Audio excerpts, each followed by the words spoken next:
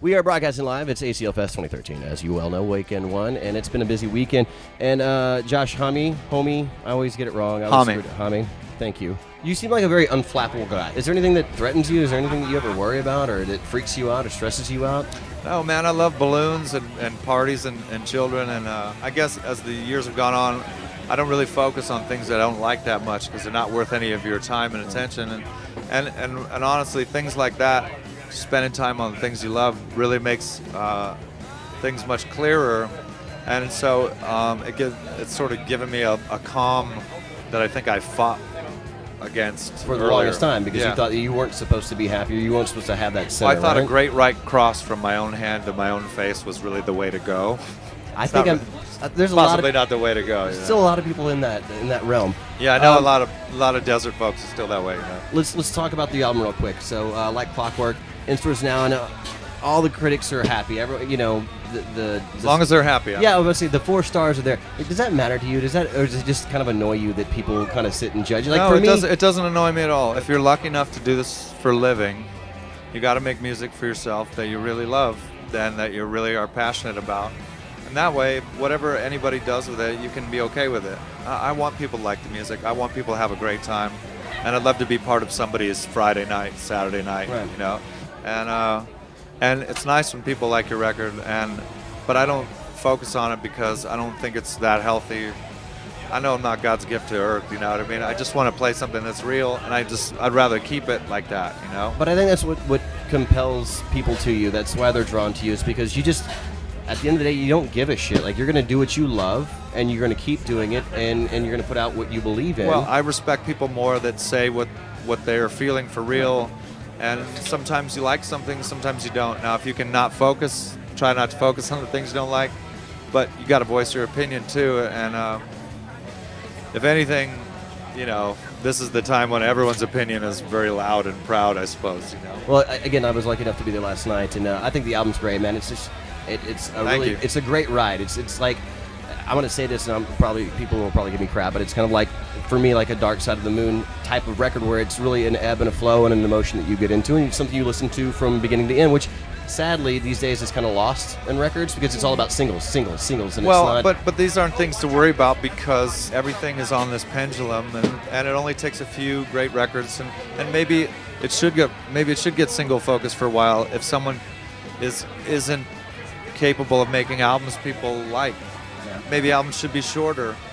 Maybe they should be the best you got, and that's it. Maybe there should be 6 songs if that's what you got. I think it's too easy to get caught up in the verbiage of like, this is an album or a single. At the end of the day, it's like, how about just your best stuff you got as soon as you got it, right, whenever you can do it. Record it and get it out. And sort of drop a conversation about how it should be compartmentalized. You know what I mean? Tell me about records. Well, to be honest, I don't have the same taste for putting out records that I used to have. Right. It's a lot of work, and I still love vinyl, and I love putting out special edition stuff. But being in 3 bands makes it tough. And being a family man, it makes it a little difficult sometimes to then, put out records too. Now that you have your own label, does it kind of give you a perspective of how hard it is to run a label? I mean, now that you see it from the other side, is it kind of eye-opening? Well, I mean, I've been putting out records on records for 15 years. Mm-hmm. It's something you need to have a passion for, and I have the passion to make music. It's just that making sure that when you put something out for someone else, you really want to take care to not be one of those labels that's easily trashed. Yeah. And I mean, now what it is a way to sort of retain artistic control by someone having to deal with me through records. The reason the new Queen's record didn't end up on records was because there's already a contract, or is it because... No, it's because, honestly, it's because I forgot. You know what? That's a perfectly good excuse. There's nothing I can say about that. I drink a lot, let's just be honest. I totally understand that. It wasn't necessary to sort of like have that middle step when dealing with Matador beggars. Mm-hmm. Okay. Because I knew they were going to be passionate like I would have made somebody do. So you mentioned the family a second ago. How is the family unit? How is it being a father? And it's wonderful. Does it affect your writing? Is it hard to be all piss and vinegar all the time when you realize that you have a lot of love inside of you? Is it hard? I mean, I've always had a lot of love inside of me. But it was harder to get out, harder to admit it, right? Like, there was a time where you could hide it. But now it's like it's no, there. It's I don't look at it that way. I look at it like, you know, the music is a diary of your life. You know, and music is a direct reflection of what you're going through, and the most important thing is to just be honest about it and lay it all out and not worry about it. Right.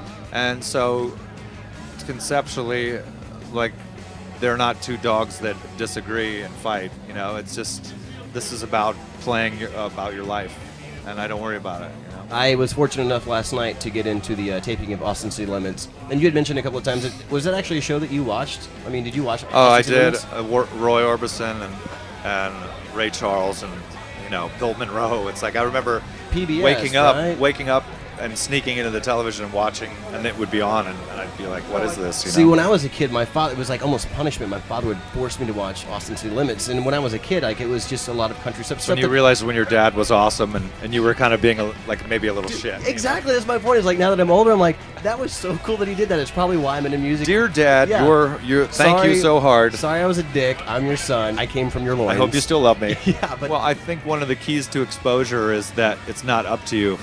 You know, that you get immersed in something, and then afterwards you have a chance to reflect about what it means and what happened to you.